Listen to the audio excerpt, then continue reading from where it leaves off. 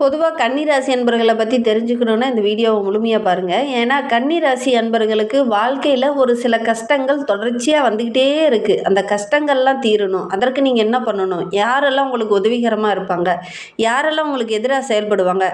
உங்களுடைய தொழில் எப்படி இருக்கும்? உங்களுடைய குடும்ப வாழ்க்கை எப்படி இருக்கும்? திருமணம் போன்ற சுபகாரியங்கள் எந்த வயதில் நடைபெறும்? அதே நேரத்தில் குழந்தை பேர் இல்லாத இருக்கிறவங்களுக்கு பெரும்பாலும் எந்த வயதில் ஒரு குழந்தை பேர் அமையறதுக்கான சாத்தியக்கூறு அதிகமாக இருக்குது அப்படிங்கிறத பாரம்பரிய ஜோதிடமான வேத ஜோதிடத்தில் ஒரு சில விஷயங்கள் சொல்லப்பட்டிருக்கு. அதை பற்றி நம்ம முழுமையாக தெரிஞ்சுக்கலாம். நீங்கள் கன்னிராசியில் எந்த நட்சத்திரத்தில் பிறந்தீங்க அப்படிங்கிறத மறக்காமல் எங்களுடைய கமெண்ட் பாக்ஸில் தெரிவிங்க. நீங்கள் இன்னும் நம்ம சேனலை சப்ஸ்கிரைப் பண்ணலைன்னா நம்ம சேனலை சப்ஸ்கிரைப் பண்ணிக்கோங்க. உங்களுக்கு ஜோதிட ரீதியாக ஏதாவது சந்தேகம் இருக்குது, ஜோதிடர்கிட்ட ஏதாவது ஆலோசனை வேணும், உங்களுடைய ஜனன ஜாதகத்தை ஏதாவது பார்க்கணும் அப்படின்னா டிஸ்கிரிப்ஷனில் ஜோதிடரோட நம்பர் கொடுத்துருக்கோம். அந்த நம்பருக்கு கான்டாக்ட் பண்ணுங்கள். நம்மளுடைய கன்னிராசி என்பவர்களுக்கு இந்த காலகட்ட கிரக அமைப்பு எப்படி இருக்குது, என்னென்ன மாற்றத்தை தரப்போகுது, அது மட்டும் இல்லாமல் பொதுவாக நம்மளுடைய கன்னிராசி என்பர்கள் எப்படி இருப்பாங்க அப்படிங்கிறதையும் தொடர்ந்து இந்த வீடியோவில் பார்க்கலாம். கன்னிராசி என்பர்கள் வாழ்க்கையை ரொம்ப அழகாக நேசித்து வாழக்கூடிய ஒரு நபர்கள் தான். இயற்கையை அதிகமாக நேசிப்பாங்க. பச்சை கலர் இவங்களுக்கு ரொம்ப பிடிக்கும். அதனால் இயற்கையை அதிகமாக நேசிக்கக்கூடிய ஒரு நபர்களாக இந்த கன்னிராசி என்பர்கள் இருப்பாங்க. உண்மையா இல்லையா அப்படிங்கிறத மறக்காமல் இந்த கன்னிராசி என்பர்கள் யாராவது இந்த வீடியோ பார்த்துட்டு இருக்கீங்க அப்படின்னா தெரிவிங்க. பொதுவாக கன்னிராசி அப்படின்னாவே வாழ்க்கை துணையை ரொம்ப நேசிப்பாங்க. குடும்ப பொறுப்புகளை பெரும்பாலும் இவங்க தான் ஹேண்டில் பண்ணக்கூடிய ஒரு சூழ்நிலை பெரும்பாலும் இருக்கும் அப்படின்னு சொல்லலாம். ரொம்ப பொறுப்பானவங்களாக இருப்பாங்க. ஒரு கன்னிராசி என்பர் ஒரு வீட்டில் இருக்காங்க அப்படின்னா எல்லாத்த பற்றியும் யோசிப்பாங்க. தாய் தந்தையார் எப்படி செயல்படுறாங்க, அவங்களுடைய எதிர்காலம் எப்படி இருக்கும், அவங்களுக்கு ஏதாவது ஆரோக்கிய ரீதியாக தொந்தரவு வருமா, அதை பற்றி எல்லாத்தையுமே ரொம்ப பொறுப்பான ஒரு குழந்தையாக அவங்க வாட்ச் பண்ணிக்கிட்டே இருப்பாங்க. அதனால தான் இந்த கன்னிராசி அப்படின்னாவே ரொம்ப பொறுப்பானவங்க அப்படின்னு சொல்லுவாங்க. குடும்பத்தை அவ்வளோ நேசிப்பாங்க. பார்க்க ரொம்ப அமைதியாக தான் இருப்பாங்க. ஆனால் இவங்களுக்கு உள்ளுணர்வு அப்படிங்கிறது கொஞ்சம் அதிகம் அப்படின்னு சொல்லலாம். ஆரம்பத்தில் சின்ன சின்ன கருத்து வேறுபாடுகள் இவங்களுக்குள்ளே வரும். குறிப்பாக சொல்லும்போது ஒரு 20-25 வயதுக்குள்ளே பார்த்திங்கன்னா சின்ன சின்ன கருத்து வேறுபாடுகள் வரும். காலப்போக்கில் பார்த்திங்கன்னா நல்ல ஒரு புரிதல் உணர்வு அதிகமுள்ள ஒரு நபராக இந்த கன்னிராசி என்பர்கள் வள வருவாங்க. எல்லாருக்கிட்டையும் ஒரு நல்ல பேர் எடுக்கக்கூடிய சாத்தியக்கூறு உள்ள ஒரு ராசி அப்படின்னா இந்த கன்னிராசி என்பர்களை சொல்லலாம். எல்லாத்தையும் அட்ஜஸ்ட் பண்ணி போவாங்க. மற்ற ராசிக்காரங்களாம் வாக்குவாதம் பண்ணுவாங்க, சண்டை பண்ணுவாங்க. ஆனால் கன்னிராசி என்பர்கள் எல்லாத்தையும் அனுசரித்து போவாங்க. அதனால தான் இந்த கன்னிராசி என்பர்களுக்கு பெரும்பாலும் எல்லா ராசிக்காரங்களுக்கும் இந்த கன்னிராசி என்பர்களை ரொம்ப பிடிக்கும். அதனால தான் எல்லாத்தையும் அட்ஜஸ்ட் பண்ணி போகிறாங்க அப்படிங்கிறதுக்காக கொஞ்சம் பிடிக்கும் அப்படின்னு சொல்லலாம். திருமணத்துக்கு பிறகு இவங்களுக்கு பார்த்திங்கன்னா குழந்தை பேர் அப்படிங்கிறது கொஞ்சம் தாமதமாக கிடைக்கிறதுக்கான ஒரு சூழ்நிலை பெரும்பாலும் அமையும் அப்படின்னே சொல்லலாம். எதற்கும் உங்களுடைய ஜனன ஜாதகத்தை பார்த்தா தான் கரெக்டாக சொல்ல முடியும். பெரும்பாலும் கன்னிராசிக்கு பார்த்திங்கன்னா திருமணமாகி கொஞ்ச நாள் ஆகி அதுக்கப்புறம் தான் பார்த்திங்கன்னா குழந்தை பேர் அப்படிங்கிறது கொஞ்சம் கிடைக்கும் அப்படின்னே சொல்லலாம். இந்த வயதில் தான் கிடைக்கும் அப்படிங்கிறத கரெக்டாக சொல்லணும் அப்படின்னா உங்களுடைய ஜனன ஜாதகத்தை தான் பார்க்கணும். பொதுவாக சொல்லும்போது ஒரு 26லேருந்து 27க்குள்ளே பார்த்திங்கன்னா உங்களுக்கு குழந்தை பேர் அப்படிங்கிறது கிடைக்கிறதுக்கான சாத்தியக்கூறு அதிகம் அப்படின்னு சொல்லலாம். இந்த கன்னிராசி அப்படின்னா நல்ல ஒரு புத்திசாலித்தனமான ராசி, ஒழுக்கமுள்ள ஒரு ராசி, நேர்மையான ஒரு ராசி அப்படின்னு சொல்லலாம். கடினமான உழைப்பாளிங்க. இவங்களுக்கு நேர்மையான நபர்களை கண்டால் ரொம்ப பிடிக்கும். அதே நேரத்தில் ஒவ்வொரு காரியத்திலையுமே திட்டமிட்டு செயல்படணும் அப்படின்னு நினைப்பாங்க. ஒரு 1000 ரூபாய் பணம் இருக்குது அப்படின்னா அந்த 1000 ரூபாயை வச்சு எப்படிலாம் செலவு பண்ணலாம், எப்படிலாம் லைஃப்பை கொண்டுட்டு போகலாம் அப்படின்னு திட்டமிட்டு செயல்படக்கூடியவங்க தான் இந்த கன்னிராசி என்பர்கள் அப்படின்னே சொல்லலாம். இவங்களுடைய திட்டமிடுதல் ஒரு சில டைமில் பார்த்திங்கன்னா மற்றவங்களுக்கு டென்ஷனை உண்டு பண்ணும். அதிகமாக இவங்க யோசிச்சுக்கிட்டே இருப்பாங்க. தன்னைத்தானே அதிகமாக விமர்சித்து கொள்ளக்கூடிய ஒரு நபர்களாகவும் இந்த கன்னிராசி என்பர்கள் இருப்பாங்க அப்படின்னு சொல்லலாம். இவங்க நல்ல டேலண்ட் பர்சனாக தான் இருப்பாங்க. ஆனால் ஒரு சில டைமில் பார்த்திங்கன்னா தன்னைத்தானே ஒரு சில இடத்துல விமர்சனம் செய்வாங்க இந்த கன்னிராசி என்பர்களே அப்படின்னே சொல்லலாம். மற்றவங்ககிட்ட பேசும்போது கூட பார்த்திங்கன்னா இவங்க ஒரு சில விஷயங்கள்லாம் பாராட்டணும் அப்படின்னு எதிர்பார்ப்பாங்க. ஆனால் மற்றவங்க பார்த்திங்கன்னா அதை பாராட்ட மாட்டாங்க. அது இவங்களுடைய எதிர்பார்ப்பை ஒரு சில இடத்துல பார்த்திங்கன்னா கொஞ்சம் ஆர்வத்தை குறைச்சிரும் அப்படின்னே சொல்லலாம். சின்ன சின்ன விஷயத்துக்கு கூட பெருசாக எடுத்துப்பாங்க. ஒரு லைஃப் நல்லா ஜாலியாக தான் போயிட்டுருக்கோம். ஆனால் பழைய விஷயம் ஒன்று நடந்திருக்கும். ஒரு பல வருடங்களுக்கு முன்னாடி அந்த விஷயம் நடந்திருக்கும்.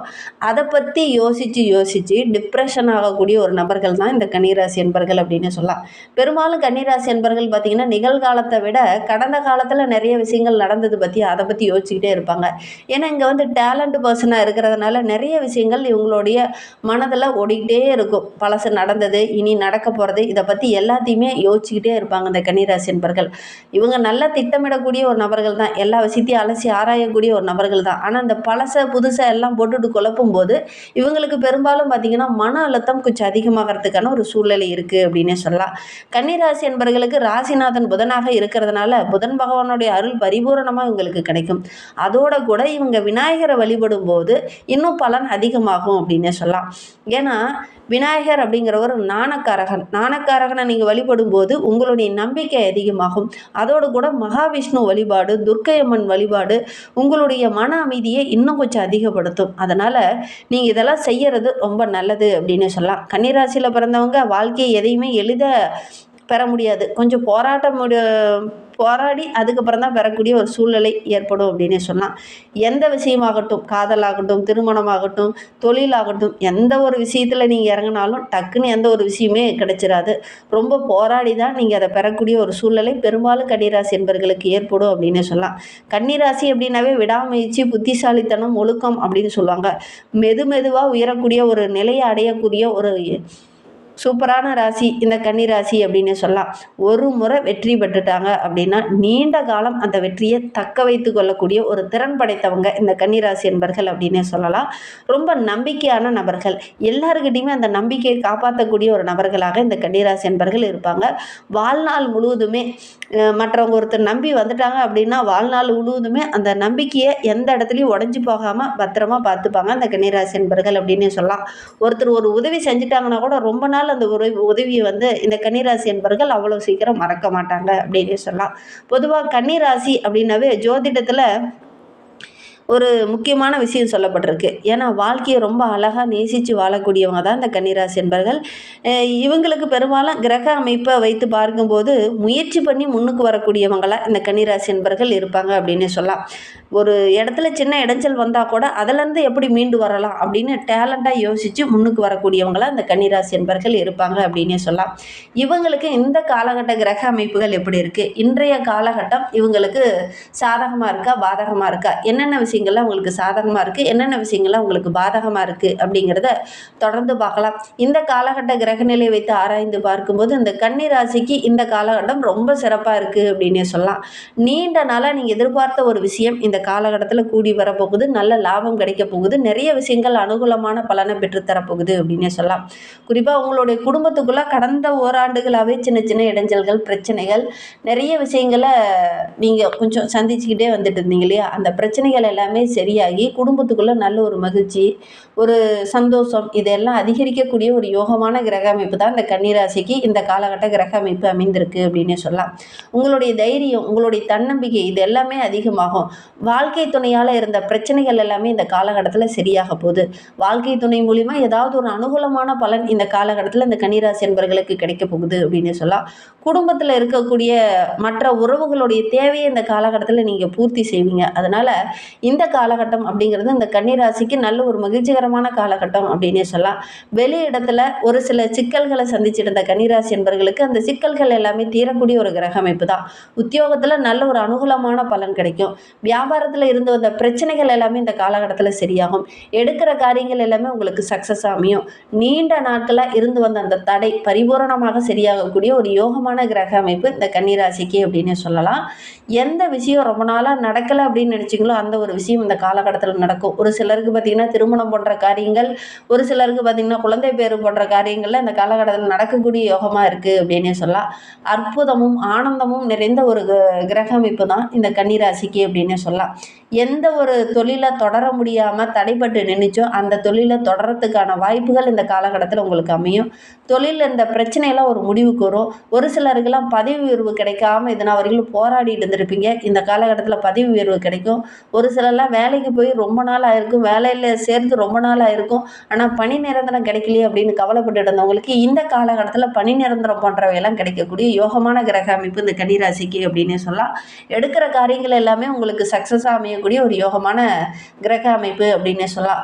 ஒரு சிலருக்கு வயிறு சம்பந்தமான பிரச்சனை, முதுகு எலும்பு சம்மந்தமான பிரச்சனையெல்லாம் வரத்துக்கான ஒரு சூழ்நிலை இருக்குது. இந்த விஷயத்தில் மட்டும் கொஞ்சம் கவனமாக இருந்துக்கோங்க கன்னிராசி என்பர்கள் அப்படின்னே சொல்லலாம்.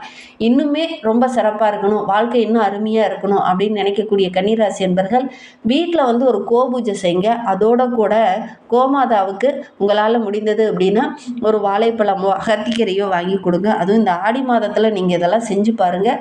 கண்டிப்பாக நல்ல ஒரு முன்னேற்றத்தை எதிர்பார்க்கலாம். இந்த காலகட்டத்தில் மகாலட்சுமி தாயாரை நீங்கள் வழிபடுங்க. எடுக்கிற காரியங்கள் எல்லாமே உங்களுக்கு சக்ஸஸாக அமையும். நம்பிக்கையோடு இதை மட்டும் செஞ்சு பாருங்கள் அப்படின்னே சொல்லலாம். இந்த காலகட்டம் அப்படிங்கிறது நல்ல ஒரு யோகமான காலகட்டமாக இந்த கன்னிராசி என்பர்களுக்கு அமைந்திருக்கு அப்படின்னே சொல்லலாம். இதை மட்டும் செஞ்சீங்க அப்படின்னா இன்னும் நல்ல முன்னேற்றத்தை எதிர்பார்க்கலாம் அப்படின்னு சொல்லலாம். இந்த வீடியோ நிச்சயமாக உங்களுக்கு யூஸ்ஃபுல்லாக இருந்திருக்கும். இந்த வீடியோ பற்றின கருத்துக்களை எங்களுடைய கமெண்ட்டில் தெரிவிங்க.